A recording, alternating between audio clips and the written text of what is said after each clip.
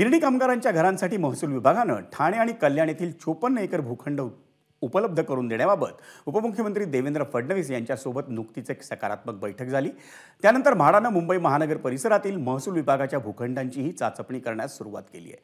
पात्र गिरणी कामगारांना घरं उपलब्ध करून देण्यासाठी राज्यातही काही भूखंडांची तपासणी म्हाडानं सुरू केली आहे।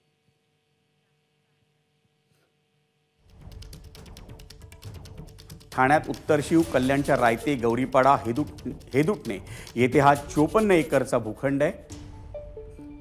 प्रति चौरस मीटर 1 रुपया दरानं म्हाडाला हा भूखंड उपलब्ध करून देण्याचा प्रयत्न आहे आणि तसा प्रस्ताव राज्य मंत्रिमंडळाच्या बैठकीत मंजुरीसाठी येऊ शकतो।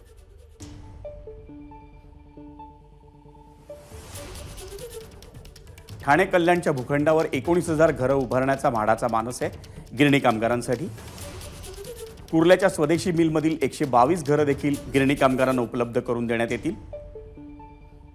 सेंच्युरी मिलमधला भूखंड आणि काळा चौकीच्या 22,000 चौरस मीटर भूखंडावरही गिरणी कामगारांसाठी घरं बांधता येतील का या दृष्टीने विचार सुरू आहे। इंडिया बुल्सनं MMRDAला दिलेली आणि पंतप्रधान आवास योजनेत उपलब्ध असलेली घरं देखील गिरणी कामगारांना देण्याचा प्रयत्न आहे। ही साधारण 1,31,437 घरं आहेत। बोरिवलीतला खटाव मिलचा भूखंडही गिरणी कामगारांसाठी वापरता येईल का याची चाचपणी सुरू आहे। ABP माझा, उघडा डोळे बघा नीट।